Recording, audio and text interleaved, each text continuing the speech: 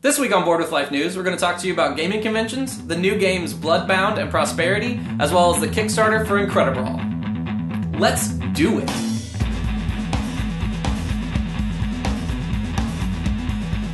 Hey, and welcome to Board with Life News, your weekly web series where we talk about all the biggest news in board games and tabletop and all that good stuff. So, let's get right to it. We get it! Okay, you're at San Diego Comic-Con. Jeez! Oh, I'm having all the fun. Look at me. Will Wheaton's giving me a Adventure Time tattoo while George R.R. Martin gives me a piggyback ride. Okay? Oh, it's so much fun.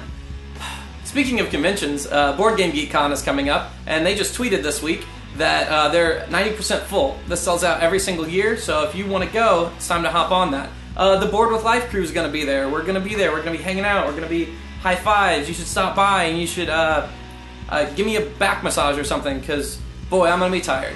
Sticking with conventions, Gen Con.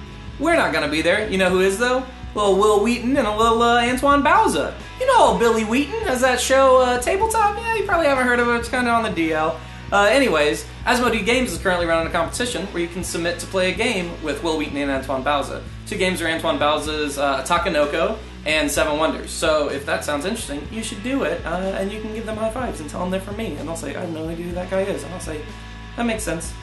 Okay, on to gaming news.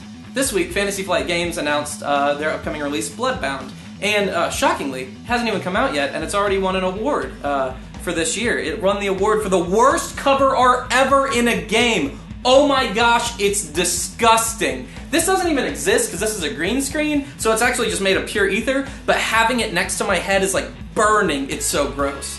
That being said, it's a deception game. It looks pretty similar to The Resistance, which is super popular. It seems to be adding in a whole bunch of new kind of components and depth to that, which is fine, I guess. I don't know, my opinion on deception games is kind of the simpler the better. My favorite's still the tried and true old werewolf. But, you know, The Resistance is super popular, so it makes sense that they're going to hop on that racket. So yeah, I'm sure it'll be fine. It'll be a fine game. Sticking with the theme of real bad cover art in games, we're going on to Prosperity. I guess it's actually not that bad of cover art, it just looks like it's made out of snot. Prosperity is a new game that is coming out by Starry Games. Oh yeah, side note, I'm going to mispronounce everyone's name all the time, always, so that's just a thing you're going to enjoy. Starry Games, the French company, it's by Rainier Knizia?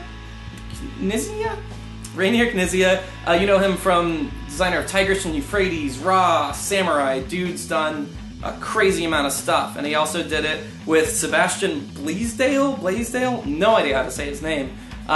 He designed a big hit last year with Keyflower.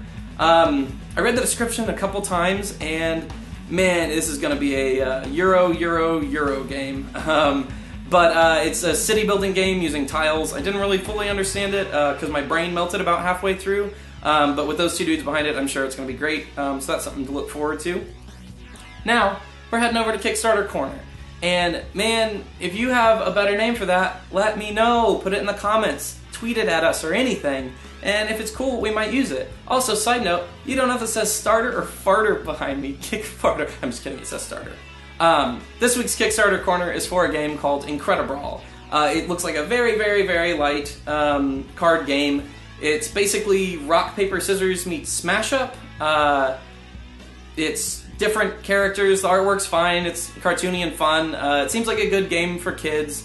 I do like that there's a couple different levels of things that you can include in it. So, I mean, the base game, at its simplest, it's fine for like 5-6-year-olds, probably. It's basically rock, paper, scissors. And then it adds a little bit more in, so that's good. So, hop over there, throw it $1, throw it $2, then throw it 23 more, and you have yourself a game. Now what you're going to want to do, you got to subscribe, you got to follow us on Twitter, you got to tweet us at Facebook, you got to face on Tweetusbook.